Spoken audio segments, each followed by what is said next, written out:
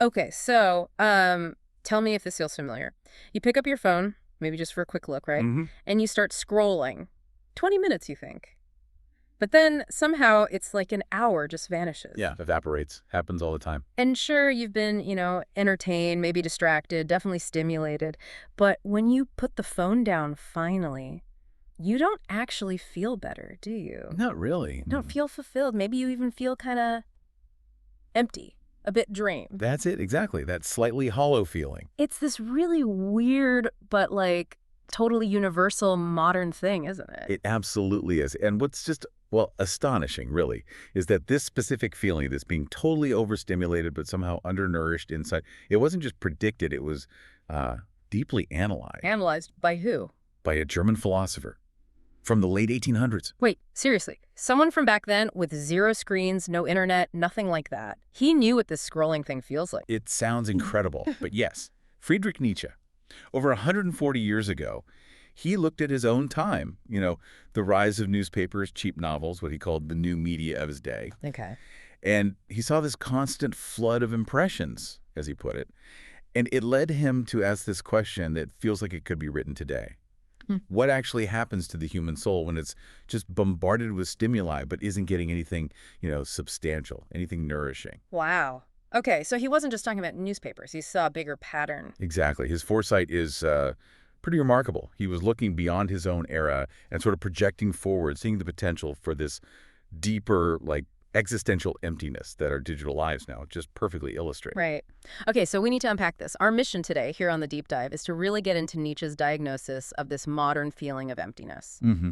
We need to connect it directly to, well, our screens, our feeds, our digital age. And then, and this is crucial, we need to explore his proposed cure, Yeah. which I gather is pretty radical. Oh, definitely life-affirming, but yes, radical. Good, because this isn't just, dusting off old philosophy books. It feels like a practical guide, like understanding why we feel so drained after too much screen time, and maybe, just maybe, finding a way through it. And it connects to everything, really. Nietzsche's ideas aren't just about phones. They're about that fundamental human hunt for meaning.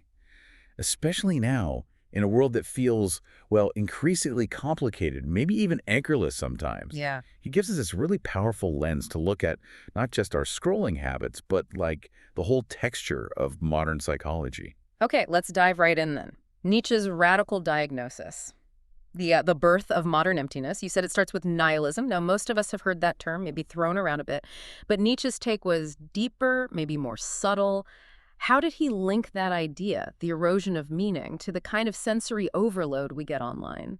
Well, he didn't see nihilism as just, black-clad despair or saying nothing matters aggressively. For him, it was more like this creeping, kind of pervasive sense that nothing quite has weight anymore. Like a hollowness. Exactly. Nothing really matters deep down. It's the void that's left when all the old, reliable sources of meaning, religion, tradition, absolute morality, start to crumble. Okay. And we're left swimming in surfaces, right? Overwhelmed with information, images, headlines, but starved of actual substance. That feeling after scrolling. Yeah. Consuming dozens, hundreds of things, but none of it sticks. None of it has depth. Yeah, that's the feeling. That's the kind of intellectual and emotional exhaustion he was warning about, like living on a diet of, well, mental junk food, Yeah. empty calories. And this ties into probably his most famous or infamous statement, God is dead. He wasn't being literal, was he? It wasn't about theology in that sense. No, not literal theology. God is dead was his powerful metaphor. It stood for the erosion of belief in absolute truths in those big anchoring narratives that used to give life meaning. Like religion, traditional morals. Exactly. Religion, overarching moral codes, cultural traditions that everyone shared. In Nietzsche's view, things like science, secularism, the Enlightenment, they had effectively dismantled these anchors, which is progress in some ways, he'd say, but it also left humanity kind of adrift. Adrift, that's a good word for it, creating a void. A huge void. And what do we do with the void? Often we try to fill it quickly, mindlessly, with superficial stuff, constant distractions, anything to avoid facing that emptiness head on. That's where the scrolling comes in, perhaps. Which brings us to maybe his most chillingly accurate prediction, the figure he called the last man. When I first read about the last man, honestly, it felt like scrolling through social media profiles today. It's uncanny. It really is prophetic, isn't it? The Last Man comes from his book, Thus Spoke Zarathustra. And Nietzsche paints this picture of a person who is, above all, comfortable. Comfort is key. Absolutely. Yeah. Endlessly entertained, always looking for the next little pleasure, the next small comfort. But underneath it all, deeply, profoundly bored and empty. Avoids anything tough. Completely. Yeah. Avoids pain, risk, struggle, deep passion, lives for convenience, for ease, never strives, never takes a real gamble on anything meaningful. Doesn't that just scream scrolling culture? It really does. Click, consume, get that tiny dopamine hit, repeat. But never really satisfied, never fulfilled. Never truly satisfied. It's a perfect description. So if you've ever, put your phone down after scrolling for ages and just wondered, why do I feel so meh, so drained? Yeah. That's it. That's the feeling Nietzsche was diagnosing. Right. And he wasn't just saying, oh, you're in a bad mood. He saw it as a cultural condition, a defining feature of modern life It's itself. a condition, not just a mood. That's Dominant. very. Because the emptiness isn't about lacking things to watch or read or buy. There's an infinite supply of those. It's about lacking a sense of purpose behind all that activity. Okay. The more stimulation we get without a grounding, without a deeper why, the emptier we ultimately feel. It's this fundamental modern disconnect. So the last man is the symptom. But Nietzsche also gave us tools, metaphors really, to understand the root causes of his digital age emptiness, right? He was brilliant with metaphors. He really was. And they feel so sharp today. Take his parable of the madman from the Gay Science. Remember that one? A madman bursts into the marketplace shouting, God is dead, and we have killed him. And people just laugh at him, right? They don't get it. Exactly. They don't grasp the implications. Nietzsche used this story to show how the collapse of those absolute truths, the death of God, leaves humanity lost, adrift. Now think about our feeds today. Yeah. Headline, meme, hot take, another headline, another video clip. It's 1,000 voices yelling at once. The constant flood of information, opinion, noise. But without a clear anchor, without a shared sense of what's true or important, it just leaves you feeling dizzy, overwhelmed. Disoriented, like the chaos of meaninglessness itself. Precisely. And that ties into his critique of the herd mentality. This feels incredibly relevant to how we behave online. The herd mentality, so just following the crowd. Pretty much.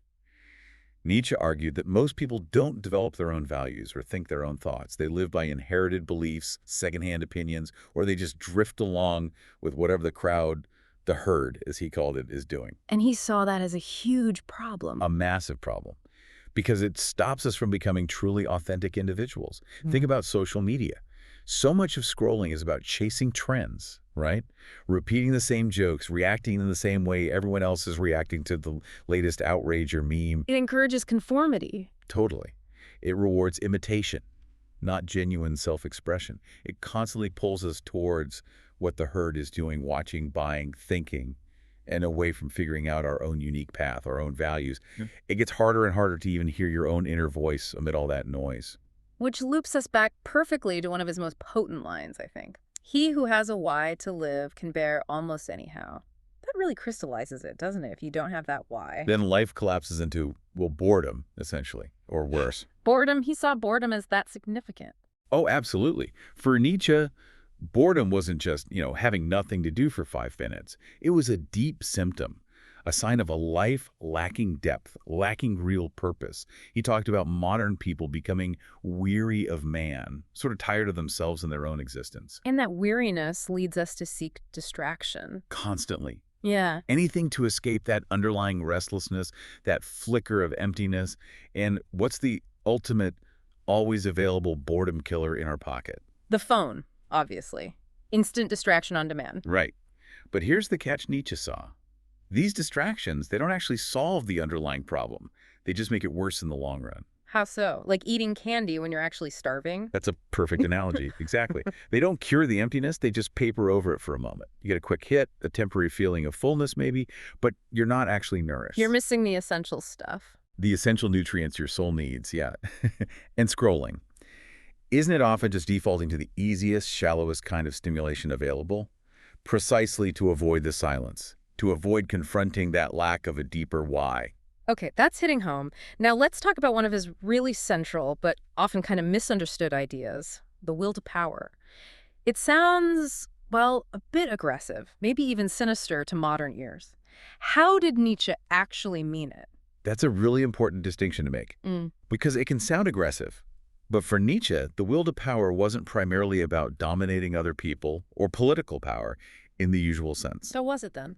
It was about this deep, inherent drive within humanity, within life itself, really for growth, for creation, for overcoming obstacles, especially overcoming oneself. It's the impulse to become more, to strive, to build, to exert creative force.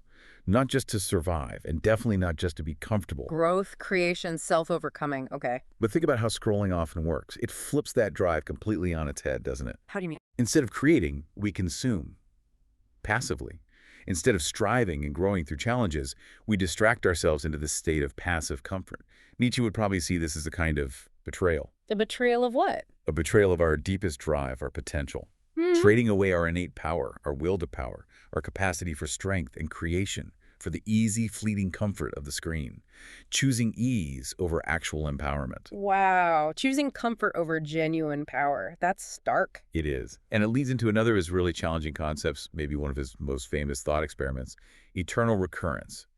This one forces you to look really hard at your daily life. Right. The eternal recurrence. Remind us how it goes. Okay, so Nietzsche poses this question. What if a demon were to creep into your loneliest loneliness and say to you, this life as you now live it and have lived it, you'll have to live once more and innumerable times more. And there will be nothing new in it, but every pain and every joy, every thought and sigh must return to you. He asks, how would you react? Would you throw yourself down and gnash your teeth and curse the demon? Or would you maybe have experienced a moment so tremendous that you would answer him, you are a god, and never have I heard anything more divine? So basically, what if you had to live your exact life this very day over and over again forever? Exactly. Every detail the same. Forever. Would you rejoice at that thought?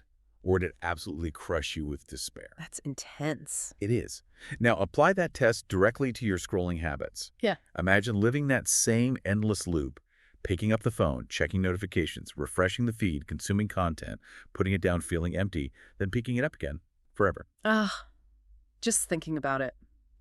It fills me with dread. Right. And Nietzsche would say, if that thought fills you with dread, then you are wasting your life.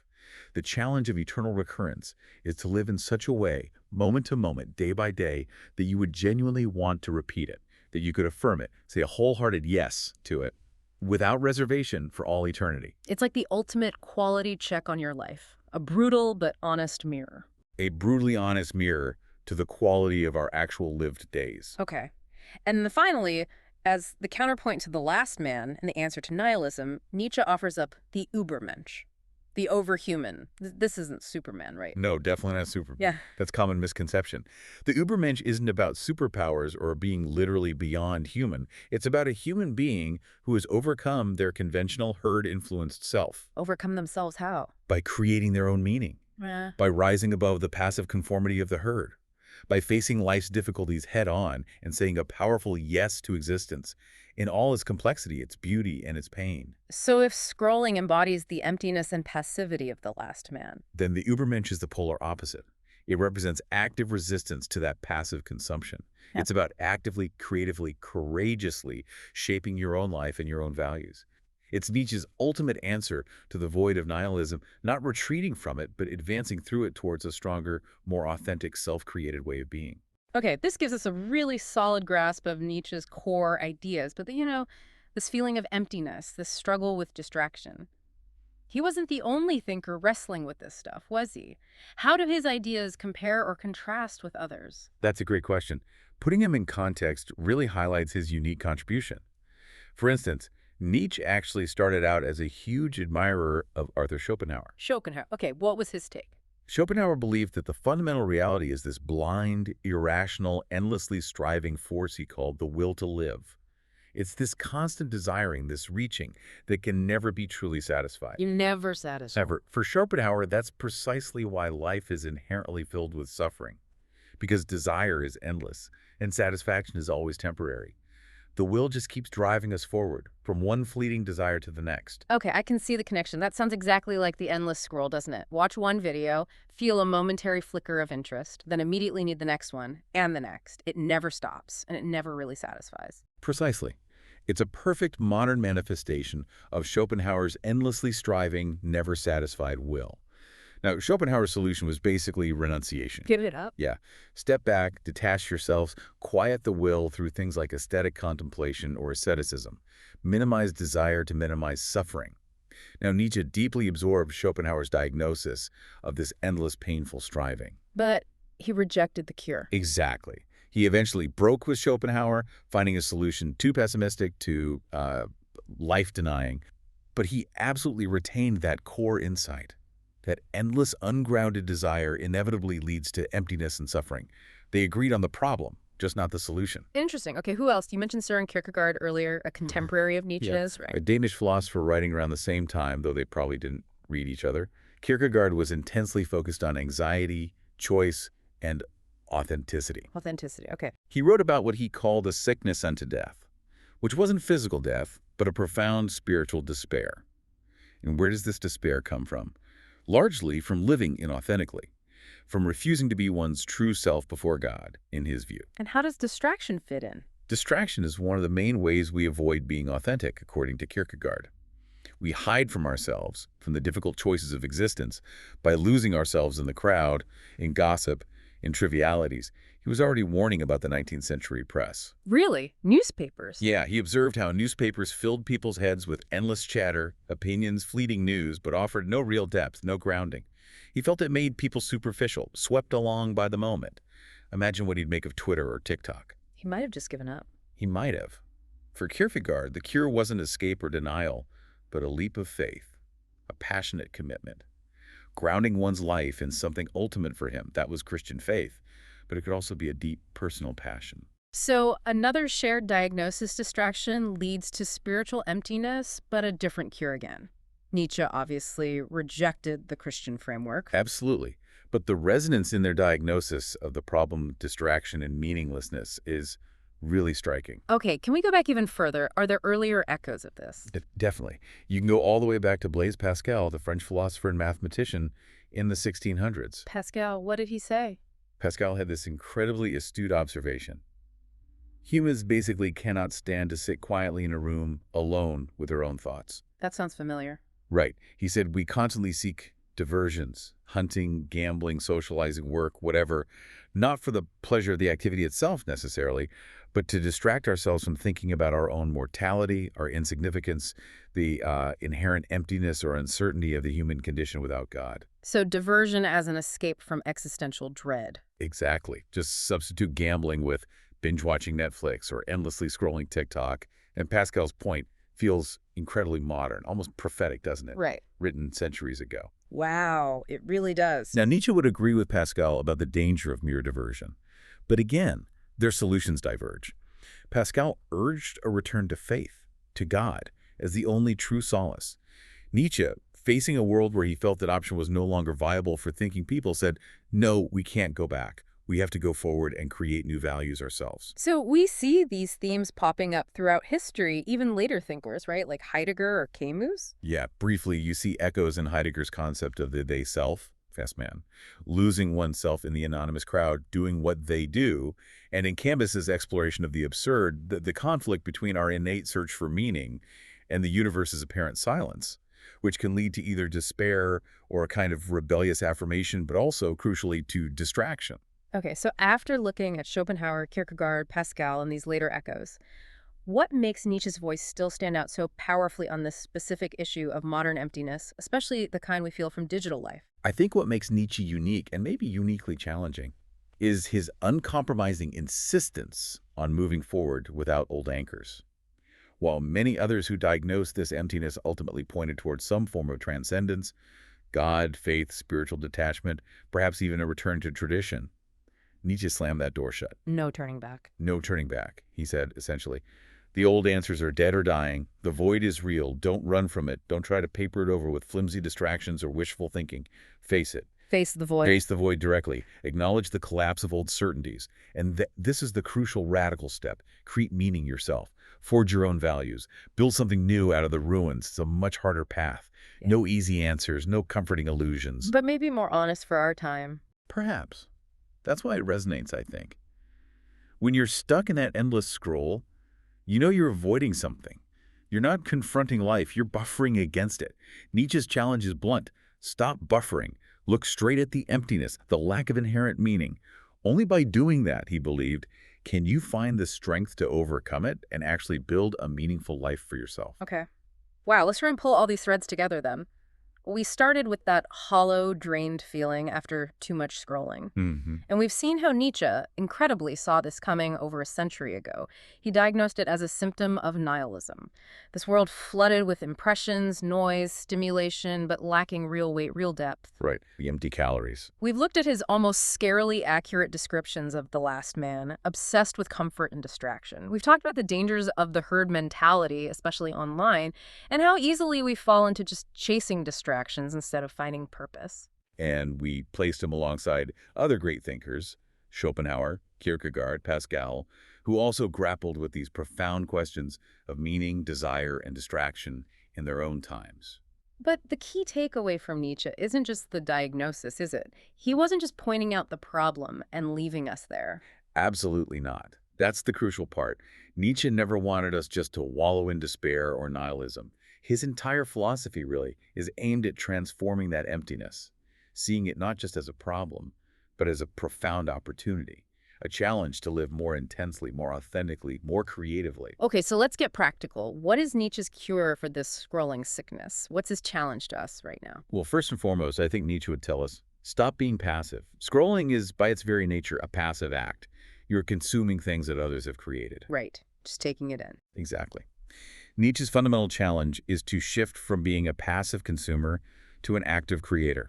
It doesn't have to be some grand masterpiece. It could be writing a journal entry, sketching something, playing an instrument, starting a small project, building something, gardening. Anything where you're making something. Anything where you're actively shaping reality, expressing yourself, imposing your will creatively onto the world, however small the scale.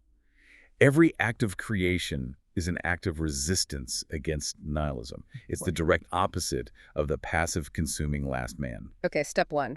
Create, don't just consume. What's next? Second, he would hammer home that point about meaning. Meaning is no longer just out there waiting to be found, handed down by tradition or authority. That's the implication of God is dead. So we have to make it ourselves. We have to make it ourselves, actively, consciously. This means you need to choose your values. Decide what truly matters to you, not what the herd thinks, not what the algorithm feeds you, not what advertisers tell you should matter. It's a demanding task requiring self-reflection and courage, but it's essential. Define your own why. Choose your values. That's a big one. Okay, what's third?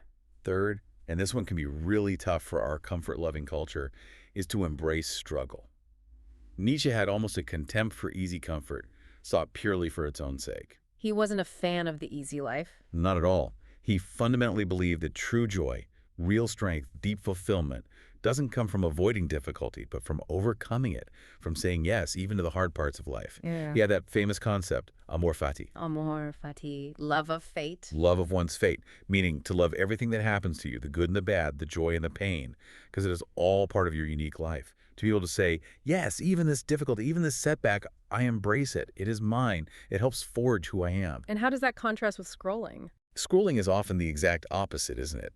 It's an attempt to erase difficulty, boredom, discomfort. It offers those endless, easy, sugary hits of distraction. It prevents us from engaging with the actual, messy, challenging, but ultimately richer tapestry of real life. Amor fati demands engagement. Scrolling encourages escape. Embrace struggle. Okay, that's a challenge. What else? Fourth, he'd bring back that powerful, maybe terrifying thought experiment. Apply the eternal recurrence test. Where? Regularly. Go live this day over again forever test. Exactly. Ask yourself honestly, if I had to live today exactly as I'm living it now, with all its habits, all its moments of scrolling, all its choices, over and over for all eternity, would I rejoice or would I be horrified? It really forces you to evaluate. It's a brutal but incredibly effective tool for measuring the quality of your life moment by moment. If the thought of endlessly repeating your current patterns, especially your digital habits, fills you with dread, Nietzsche's challenge is crystal clear. Change your life. Change it until you can affirm it, until you could genuinely say yes to its eternal repetition. Wow. Okay, that's 4 powerful points. Is there a final overarching challenge?